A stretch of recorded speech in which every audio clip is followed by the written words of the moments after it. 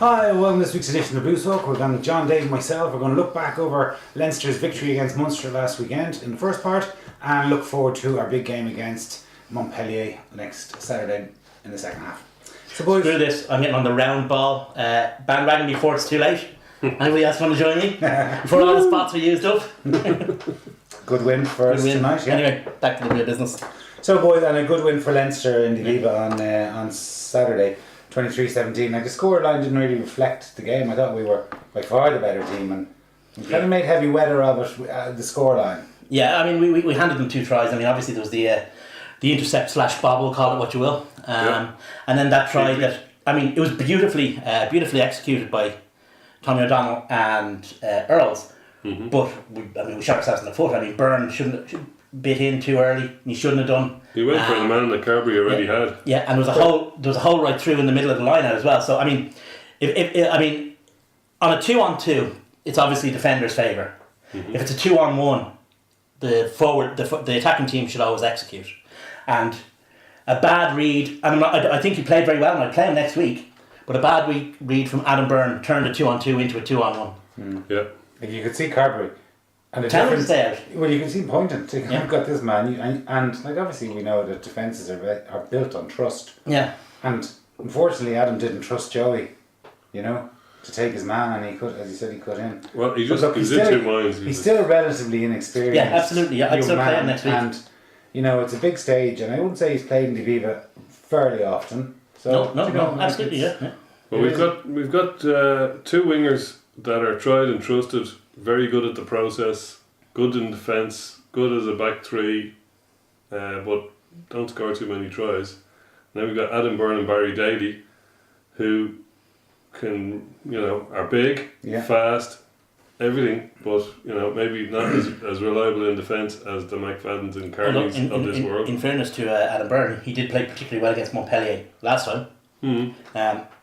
But in terms of, I was actually worried when I saw the 2 teams, because I thought that Munster, with the 3 kicking options they had, were actually going to target Barry Daly the way they did down in Thomond Park. If you recall, he was targeted fairly remorselessly, and it kind of worked out for them. He didn't have a great day, but they didn't get near him. No, they couldn't get near him because we dominated the ball, we dominated possession. Yeah. Well, Johnny Sexton was his ability to manoeuvre us around the pitch. What I particularly liked was the way when we were. Munster's defensive line was very, very good, and it was a good hard line. It was excellent. But he was able to just break it down by stretching the play, by using those cross kicks to Adam Byrne. It was a huge bonus for us. Well, there's something, right? If you look at the combined heights of the back 3 for certainly the 2 wingers for Munster that started, Conway and Earls, not the big, like Conway's probably 5'9", 5'10", and Earls might be an inch taller. I'd say Conway's 6 foot, 6'1". He looks small in a big man's game. I wouldn't say he's small. I think he's 5'10" in his boots. Maybe. I think there was 3 or 4 inches between. But anyway, Burns and both of them are wingers are at least 6'2". I think Byrne might be 6'3". They're big guys.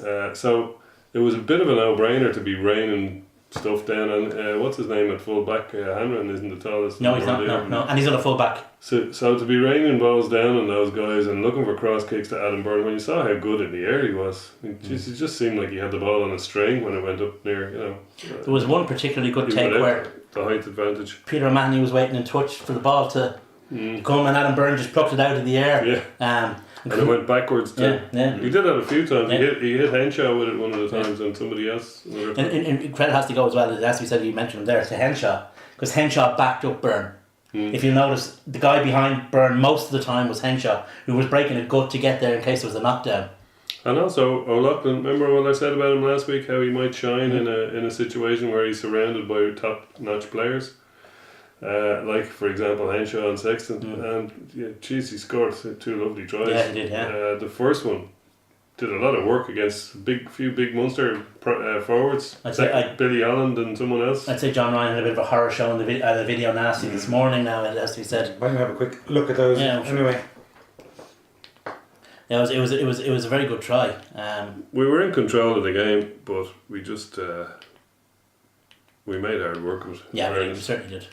But it's still nice to put one over, Absolutely. I think this is the one now where he outmuscles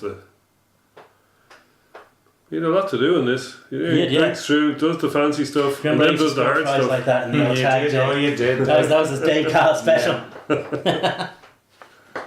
And then you woke up and had your cornflakes, was it? Great awareness of where the line was. Yeah. He really kind of twisted and turned a couple of times. Mm-hmm. He did the twisty stuff to make the break in the first place. Lovely, just stepped them all. But to get over between those two forwards, what was it? Was it John Ryan and Billy Hunt? Yeah, was it?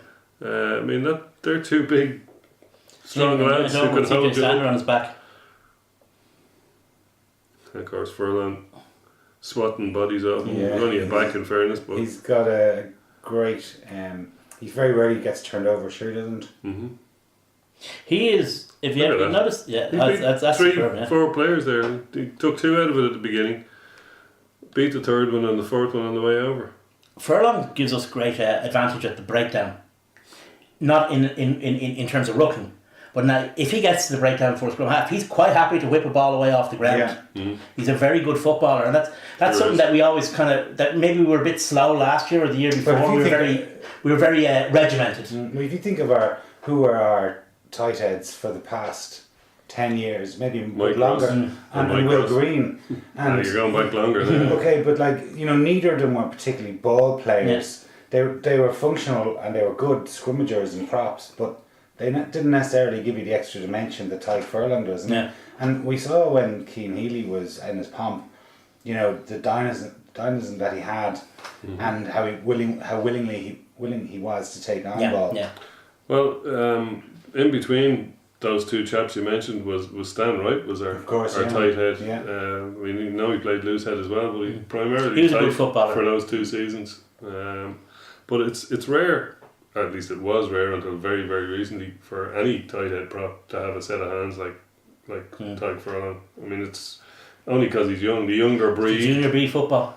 That's what it is. The younger breed of, and obviously they've had it in New Zealand a little bit longer than we've had it up here, but the younger breed of tight head props are now starting to be able to handle the ball, and he's a pretty good example. Yeah. And I'm glad he's on our side. So we take a look at the second try. Mm-hmm.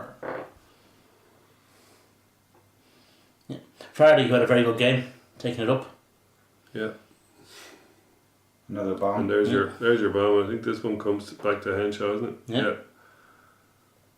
And he did well to control it there with 4 Munster Munster just couldn't players deal on. with it though. Sure they couldn't. It stretches the game, you see. They have a really good defensive line, but it stretches it. Mm-hmm. But if you're punching holes on one side and kicking wide after you punch And you the just holes, take the pace here up. we go.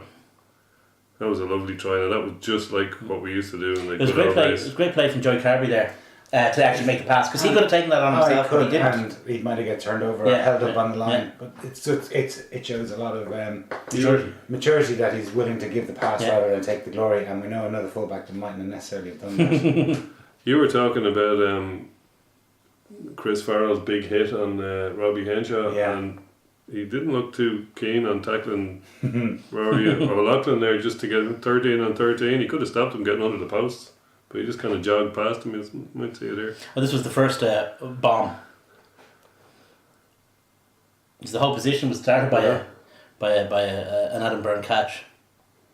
And I there's mean, because the we saw. Nemani Nandolo has many good attributes. points. The ability to get those big feet off the ground is not one of them. No, here's watch Chris Farrell jog past him there. Look, just jogged past him.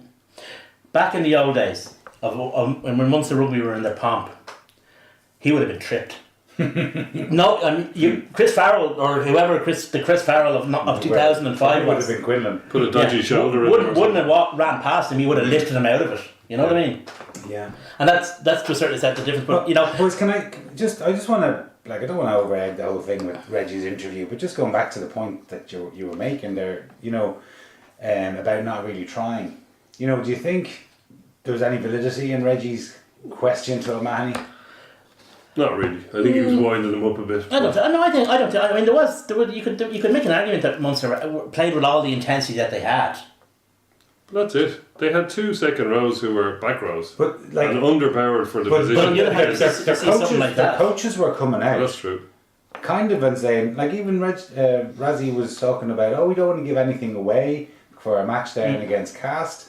He played 3 out halves in the back line. Yeah. He says, "Oh no, well next week we're definitely going. We know who our number 1 is, but we wanted to try things out." So this was a glorified training run, rather than a full-blooded Leinster-Munster blood and guts and glory. Well, I think that what Reggie has done in a way is I mean, I'd say Peter O'Mahony, if he thinks back on it now, he'll be thanking the God and the stars that question was asked, because that's what the narrative has been about this week. Was how dare that ladyboy insult our beautiful Peter O'Mahony, right? Instead of actually going, 12 months ago, Munster walked off the pitch, right, in a position, in a performance that had, if you remember, Alan Quinlan going mad and saying it was a disgraceful performance, right? And it's 12 months later, and they're in the exact same position, you know? Now, stuff happened in between, but they can't do that every year, you know? And the reality is, Munster are exactly where they were 12 months ago. Yeah, maybe so, but like I still don't think that they know they're starting 15. No. Is fit. I don't think, you know, like for the last season and a half, when they had Blendell back, he's been starting. Yeah. Now I'd be very surprised if he starts next week, because he seems to have had a poor. I haven't really seen a lot of him though, I have to say, but he seems to be out of favour. Well, they all had a go though, didn't they? They all had a turn. They all had a go at 10 during the game. Like, when they went, but that's what I mean. But that's my point. He ended up with Hanrahan at 10. But the thing is, the last couple of minutes of that match mean nothing anyway, because Leinster couldn't care less about conceding a bonus point to Munster. Munster aren't in our conference. I know, but doesn't matter that. Yeah. But like, Nobody is that likes maybe? to see that. Yeah.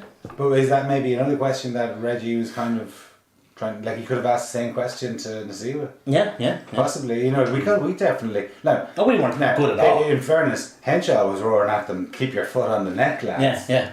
So, you know, he's obviously very up for it. And I tell you one thing that I liked about him was his enthusiasm, and certainly he was a leader and a voice. Oh yeah, and he played 80 in his season debut again. He does that every year, doesn't he? With that player Mike on, he seemed to be definitely a leader within that team, and he's still a relatively young man, but you know, he does have a Lions tour under his belt. He's now. experienced. He's an experienced player. 3 years of been a starter for the international team, so he is an absolute leader. He's a few things that are different to stuff in the past. Like he's young enough that, and he's a big lad anyway. Naturally, 6'3" and well built, no matter what he did. But he's of that generation of players that have been training younger and have been bulked up younger, and so he's a lot of experience. For 10 years ago, a player his age wouldn't have had so many games of professional rugby. Well, partly because there weren't as many games, but even outside of that, he wouldn't have had as many games of professional rugby because people just didn't develop as early. There was an excellent article on that subject. I don't know if you read it, by Gordon Darcy. Oh yeah, you mentioned it last week, and I did go and have a look at it. Yeah, it was excellent. Yeah, it was a superb article. Yeah, comparing Larmour to himself. It starts off with a very good opening line. I was Jordan Larmour once. Yeah, it's a great line. It was very good. He writes really well. He does actually. Yeah, excellent. Really well. Yeah. But one thing that I was very impressed with was our discipline. We had a penalty count at one stage of 10v1. Yeah. And that was after about an hour. So you're never going to lose a match if you have a penalty count like that. You're never going to win one conversely the other way. And that's the thing with Sexton. Again, you know, the maturity that he has, just take your points. You know, keep the scoreboard ticking over. I wasn't at the match as a way, but every time we got into a position, just keep that scoreboard ticking over. Doesn't matter if they're coming in 5s, 7s or 3s. Just keep it go. You know, push the two scores apart from each other. But in fairness, we did have, you just said Munster don't know what they're starting 15 is. We kind of do a bit more than they do, but we also had more of them on the pitch. Like we had there was Heaslip, O'Brien, and that's it really. The pack. Oh, the pack. Yeah. You know, the back rows are one of our strongest places, so that was pretty much a top, you know, Toner and Fardy, 2 Lions props. Sean Cronin on the bench along with Cian Healy, like that was fairly good pack. The fact that Munster with their underpowered and lack of second rows and all that actually stood up to us at all, even in the scrum, I think said a lot, maybe a lot good for them and a lot not so good for us. We definitely left points out on the pitch. We totally did. We were in control of the game. We never looked like losing it for a second. Like the Jack Conan break where we were screaming. You should have just made sure of the offload. It should have been a left, or it was guys left and right to give him he made a mistake. And also, there should have been another penalty for the tackle by Scanlon, was it? There was no arms tackle. Farrell's no arm tackle on Henshaw. Like that should have, and that was right in front of the sticks. That should have been a 3-pointer. What it does do is it leaves. I mean, we're supposedly he's in the when Sean O'Brien will be back for Saturday. He said definitely Sean maybe. That should give us a huge boost in terms of Yeah. I mean, in terms you'd wonder where you'd play. I suppose you'd go with Issa and Henshaw as your centres. It would certainly be powerful. You could easily go with. But sure, that's a question for next part, I suppose. Yeah. But no, I thought and it was good to see a big crowd in the Aviva. Yeah, it was big. Yeah, nice big crowd. 46k. So it's good to see because, I mean, I was just looking back at some of the previous attendances. I mean, I think the match against Bath a number of years ago didn't make it into the 40s. 40s, that's right. That was the lowest, I think. I think so, yeah. But that was our 14th win against Munster in the last 20 games. We've lost once in Dublin since they built it. Yeah. Well, since not even before that. Since 2007, I think, in the last decade. We lost 18-0 in the early years. Oh, we did, yeah. And since that loss. Yeah. That's sorry. October 2008. Since that loss, we've lost once in Dublin. Yeah. So that just one player I do want to mention, but for Munster, who I thought was superb, was Keith Earls. Oh yeah, he was very good. Yeah, he had a great tour. Scored more than tries than he actually scored. In fact, he was unbelievable in the summer tour, as you were about to say. Yeah. He was absolutely superb. He was by far the best player, and he's nailed his place on for Ireland, certainly for the autumn internationals if he stays fit. Yeah, because he's the form back in Ireland. Yeah, he's really evasive, elusive, whatever you want to call it. He was great with the ball now. Yeah, I thought he was superb. Yeah, and he took his tries well. So that pushes us into third place or level, joint with Ulster on 23 points. Yeah. Scarlets are 2 points ahead on 25 in our We're conference. a point behind Ulster and points difference, I think. Is what's keeping us in third place. Literally a point. So. Well, Ulster beat Connacht 16-8. Yeah, in a match that the Derry game were devoid of much intelligence in, to be perfectly honest. I mean, it wasn't. They did silly things. You see, I think that Connacht team, is better than. I think that Connacht team is better than that Ulster team. I really do. And if they just cop on, they would. But they did silly things all the time. They did silly things. Well, if you look at there was a moment of magic. Otherwise, it was a 1 point game. It was 16-8. Yeah. So there was a moment of magic from Stockdale and Piatow, which was lovely in fairness. It really was a beautiful try. Piatow caught it on his 22. It was over the Stockdale, back to Piatow, over the Stockdale, under the post. So there's 7 points. So otherwise it was a 9-8 game. It could have gone anyway, It could have been a drop. And all 9 of those points came from Connacht. It was discipline. Yeah. So, apart from that one moment of magic, that was anybody's game, and Connacht could have had their first win in Ravenhill since JFK was 56 years. 54. They'll have to wait for a while longer now. It'll be 55 minimum. I think he was inaugurated in 61. 60, but 60. It does really matter. But he died in November 63. If he's dead at all. If he's dead at all. He's actually hiding on the moon. With Elvis in a scene shot by Stanley Kramer. Ulster are not very good. They really aren't. They have a lot of power, and that'll work against some of the other teams. But I don't think they're actually very good at rugby.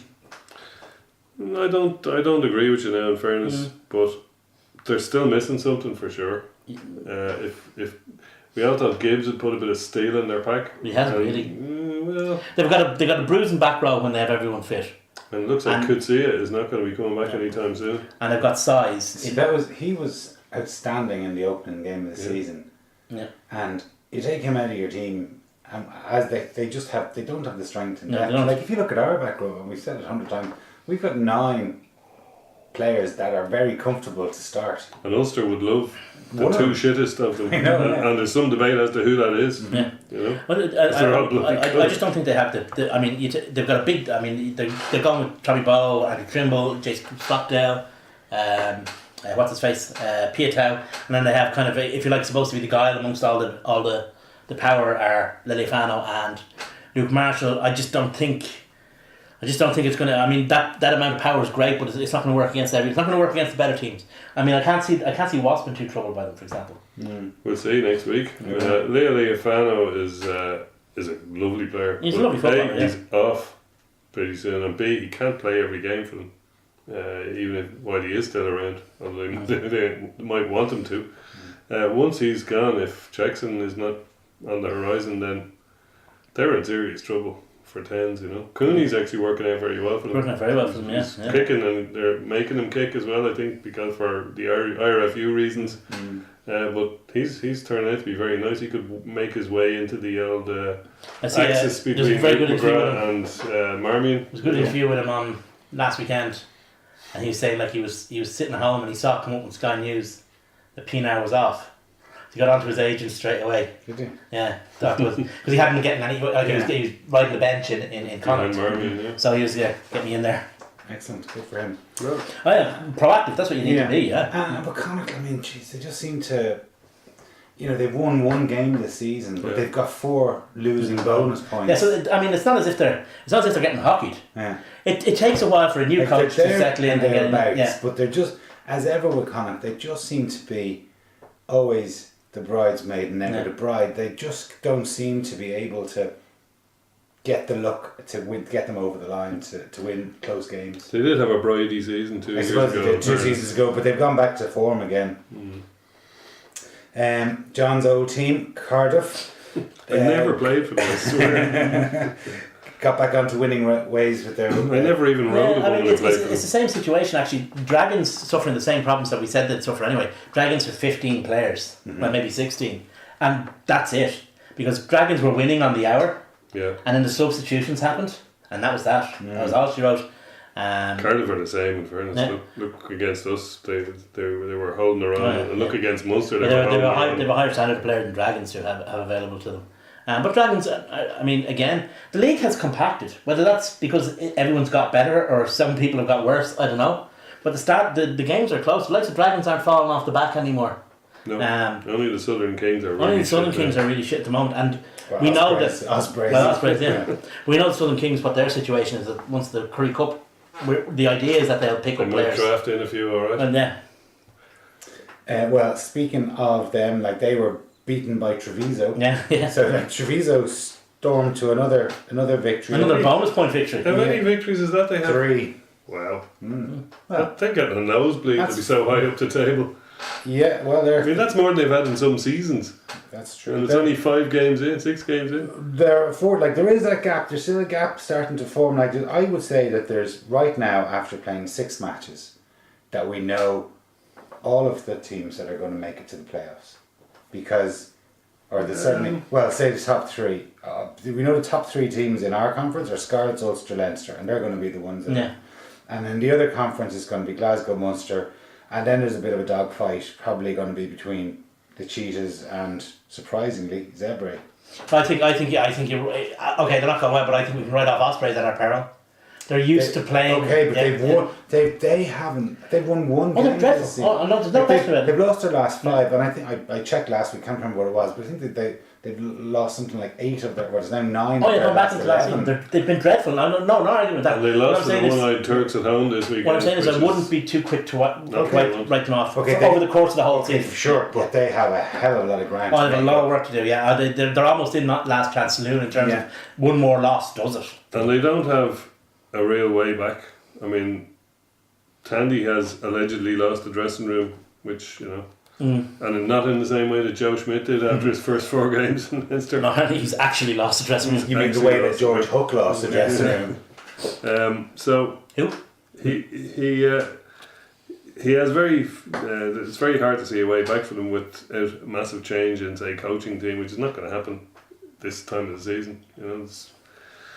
What do they do, even if they sacked him? What do they do? Where do they find someone? Maybe they might get someone out like Munster, or get someone off the national squad, bring Sean Edwards in or something temporarily, or that's true, but or Howley or something. They might get someone because the season is finishing down south. They might get somebody in from Western Force. Isn't he working with Rebels? Or no, isn't Sean Edwards working with Dragons?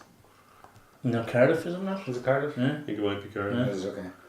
But there's, I mean, there is the option to I mean, we do it in Ireland as well, to kind of blom guys out of the national setup. I know they did it with Farrell, didn't they? Down in Munster.